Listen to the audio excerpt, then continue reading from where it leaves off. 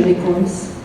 If I had to pinpoint one area in my life in which I became an expert, I think it would probably be investment management. Actually, over the last 30 years, I was busy searching for unicorns. Does everybody know here knows what does it mean, a unicorn for investors? I guess you do. So in the next 20 minutes, I would like to share with you my journey of searching for unicorns. So it starts back in the 90s. I was working for Israel's largest holding company back then. And it was just when the first high-tech bubble began to swell, you know. And that was even before the iconic book, Startup Nation, that you all know about and heard about. It was even before it was written. The company I worked for was called Goren, and they were traded in the New York Stock Exchange, and they quickly realized the potential of the new and growing high-tech sector. So they decided to establish the first corporate venture capital in Israel and to allocate $100 million in order to invest in startups. Back then, I was heavily involved in managing very complicated traditional investments, mainly in the low-tech sector. So I was very happy to have the opportunity to join the new and exciting sector. I joined the fund as what we called back then a deal maker. And I want to tell you guys, I was absolutely amazed by what I saw.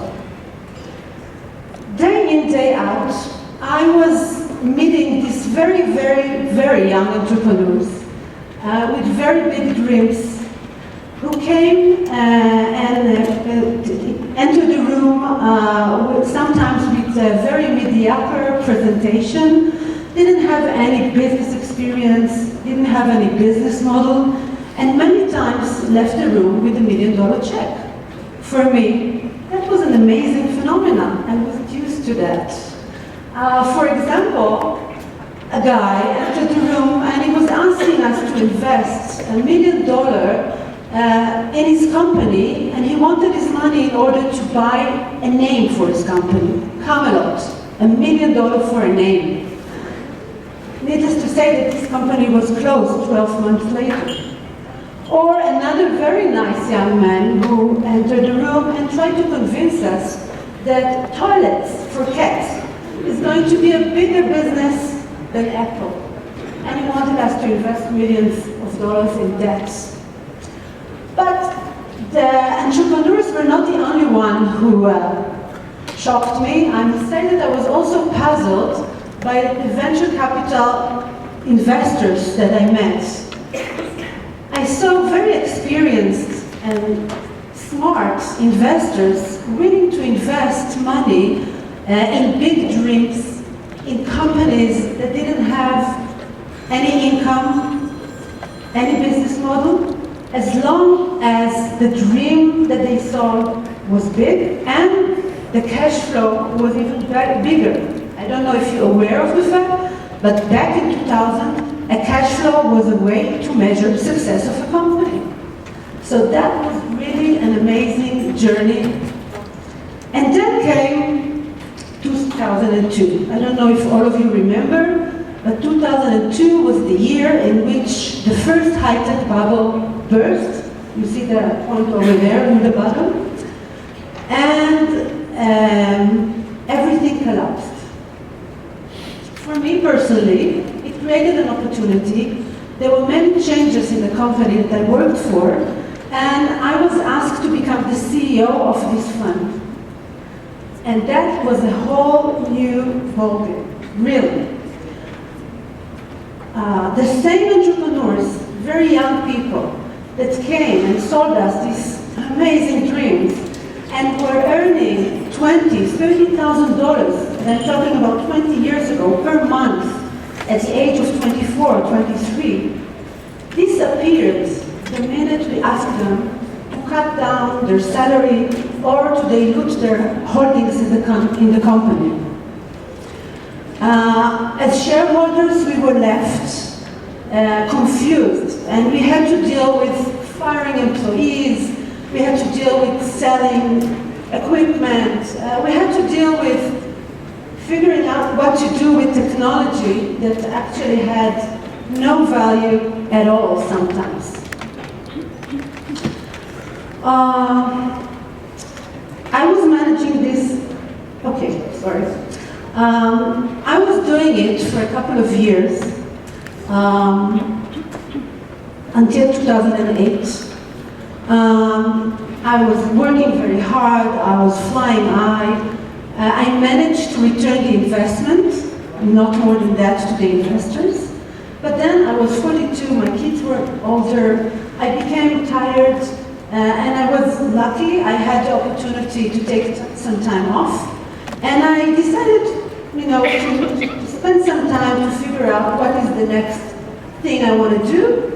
I took a break and I started, to look around and to meet people, whatever, the things that you do when you're in this situation.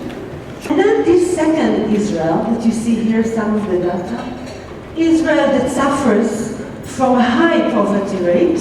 I think here it's even further, high poverty rate, and with very, very big gaps between poor and rich, very close to Mexico, by the way, when you look at the data, even today.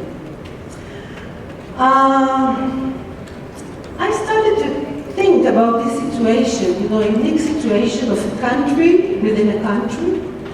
And I started to think, why is it that the usual suspects, the people that are supposed to take care of these social gaps, governments and philanthropists, are not doing it, and actually we are in this situation. You're probably thinking, how did I all of a sudden became so interested in poverty and social gaps? I mean, I'm an investor, right? Well, I want to share you a little bit of my life. So actually, I grew up in Jerusalem. My father, that you see here in the picture, was a sculptor. My mother was a painter. Our socioeconomic situation was not amazing. And actually, there was nothing mainstream or ordinary by the way I grew up.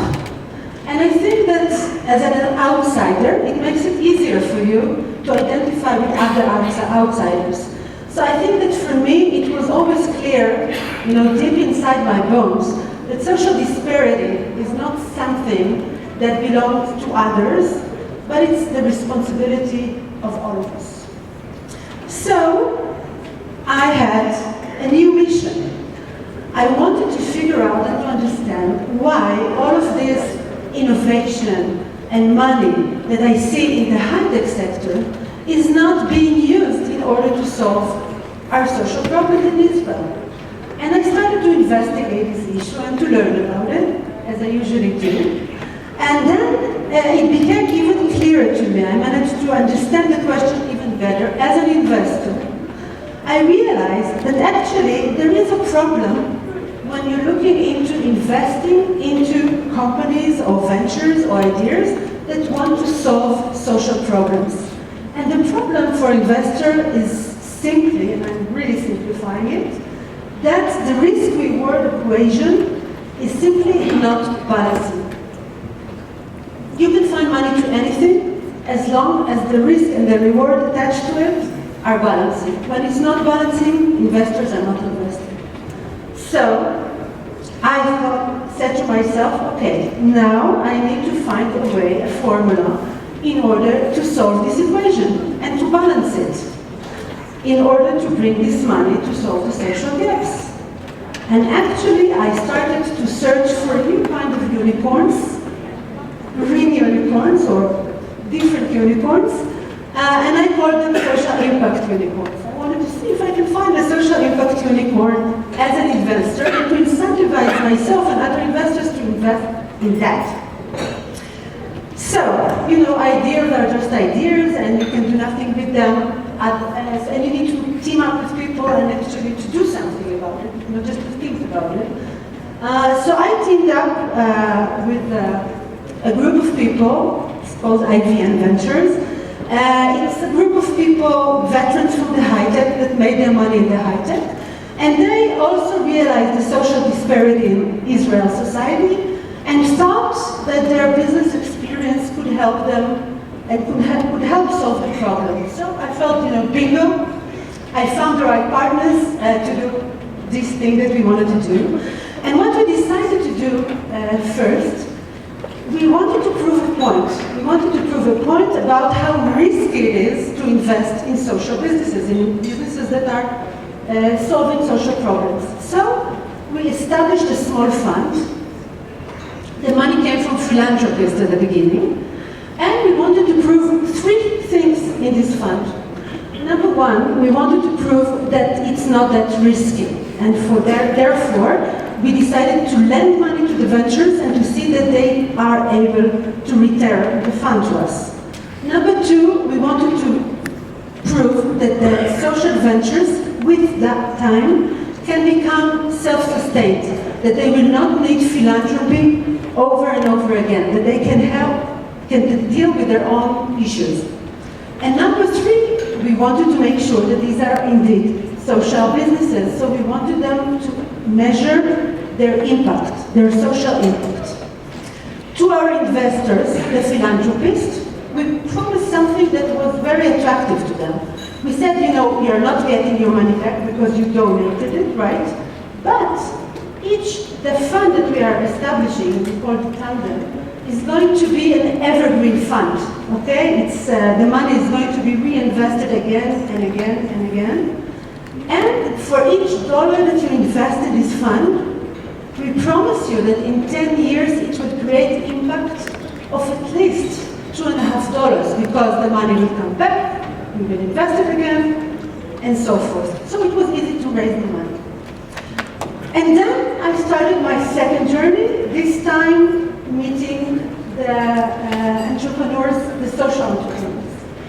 And this time it was a completely different journey. It was an amazing journey for me. I met so many passionate, impressive, enthusiastic people, and I would like to share some of the stories that I met and some of the ventures that I saw.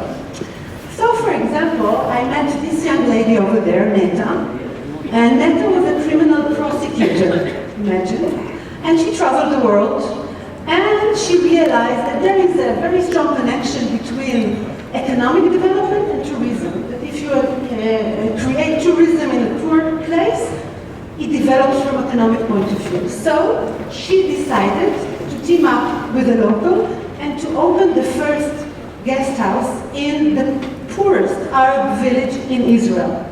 By the way, an hour ago, I got a WhatsApp and they told me that they just now opened a hub in this village. It's completely unbelievable.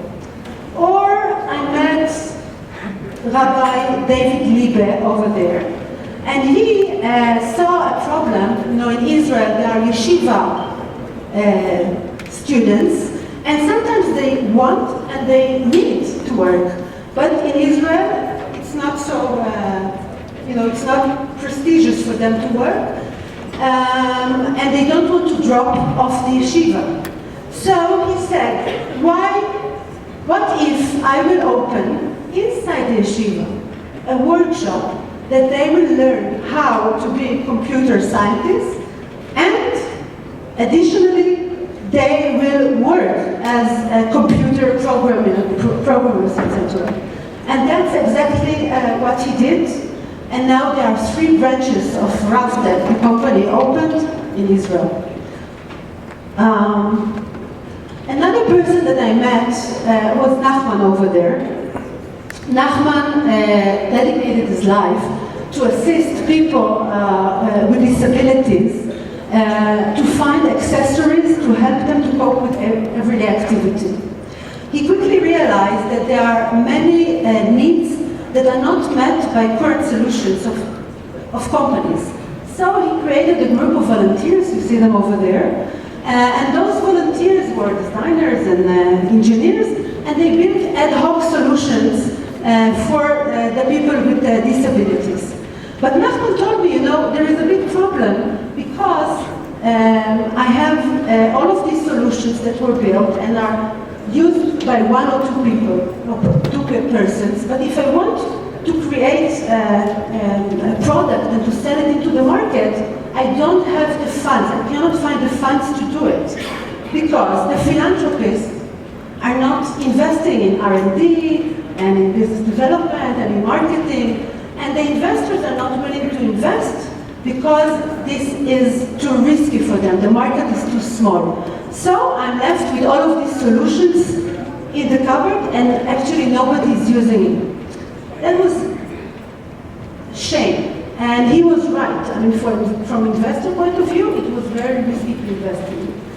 So back then I started to teach, and this is what brings me to Tel Aviv University. I started to teach in Tel Aviv University, and I had this workshop of brilliant MBA students, and we were dealing with consulting to different companies. And I thought, what if I come with Nachman challenge to these students, and I will ask them to find the right financial structure to help solve Nachman's problem. And indeed, I took 5 of my most brilliant students, I think, yes, you can see them here.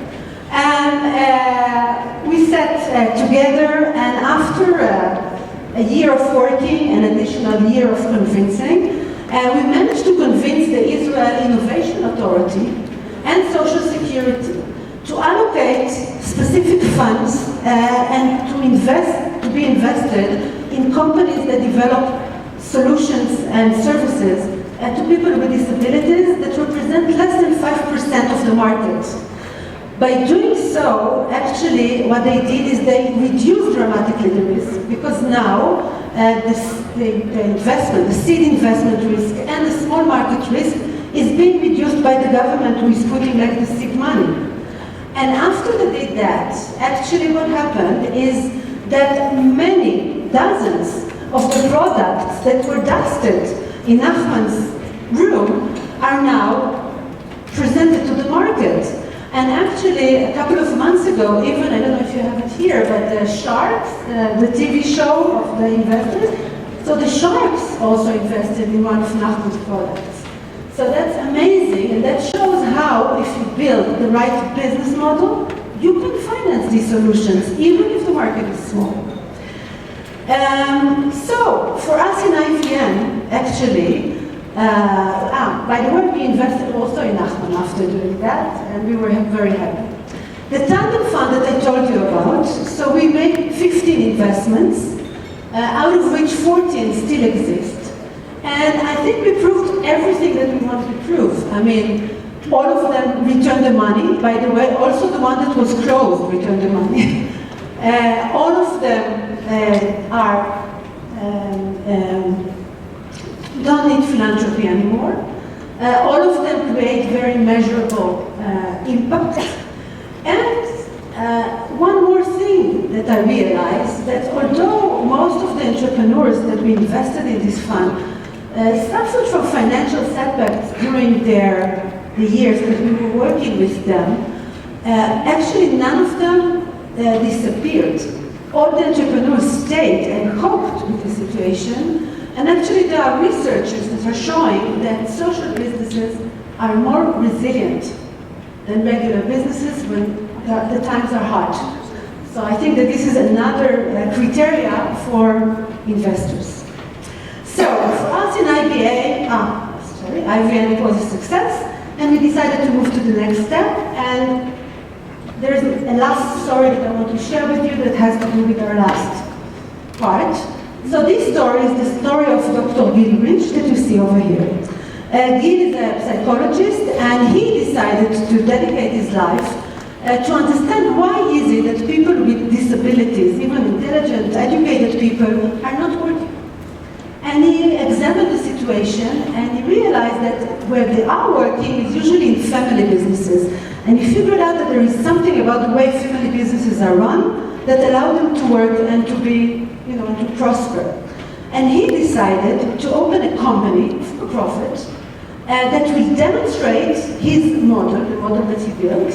So he opened a call center, and he decided to employ only people with disabilities that nobody else is willing to employ, and at a salary of the market, not to give them anything below the market rate for this specific work.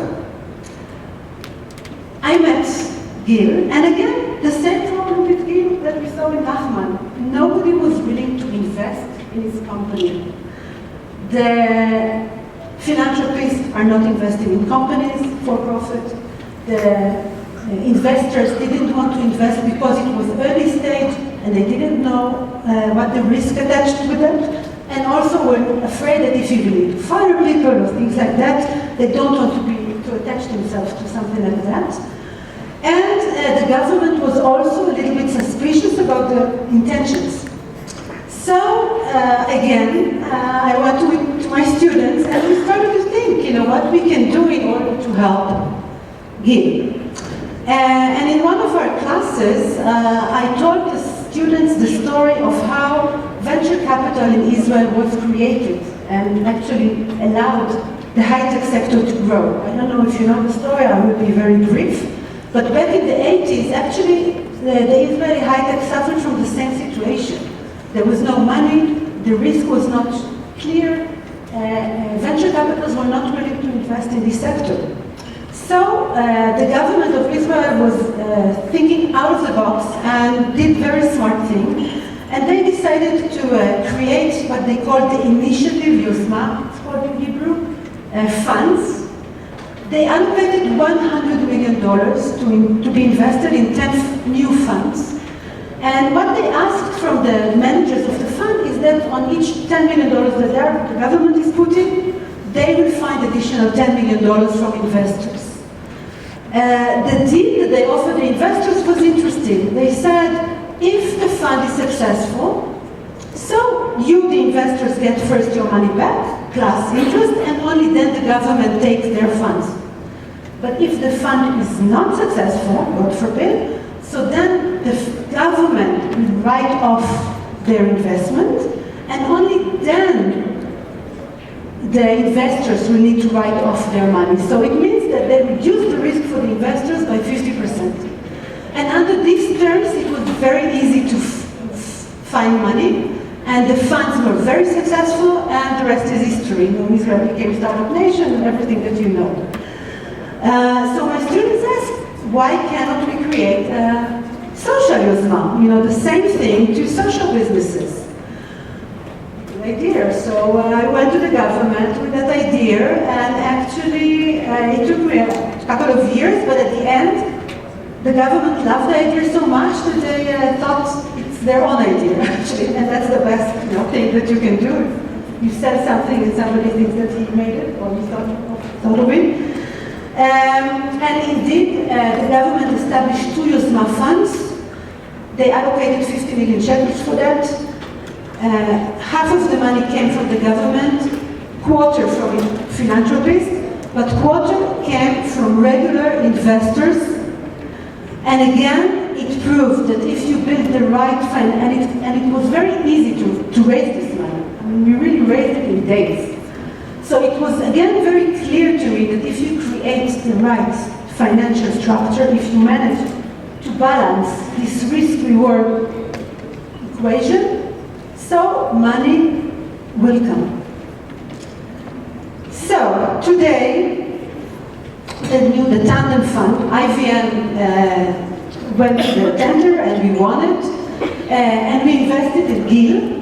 So first I have to tell you what happened with Gil. So we invested in Gil, we invested almost 2 million shekels, and today, 4 years later, Gil company, Kol Yechol, is profitable. They employ 220 people with disabilities, all are getting paid regular salary, and he is about to open a new branch in the United States because they really like the idea and the formula and they want to duplicate it. As for the fund, the tandem fund, so it invested in 10 ventures and it already gave back twice money to its investors, and I'm talking only over 4 years, which is amazing, even for regular funds. So, I'm sorry. So, are we finished? Are we done? No. I think that there's still a lot to be done in order to bring more deal flow and more money. But I think that we managed to prove that there is a key to solve this problem. As for myself, I guess you are wondering if after 30 years that I spent chasing unicorns, regular unicorns and social unicorns, did I find the right unicorn, one that I'm really proud of? Well, I must tell you that in this journey that I just shared with you, I decided that I stopped chasing unicorns. And now I think I'm chasing zebras.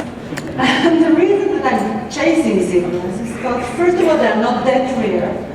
Second, they are working in teams, in cooperation. And third, and most importantly, they are real. They are for real. So thank you very much for bearing with me.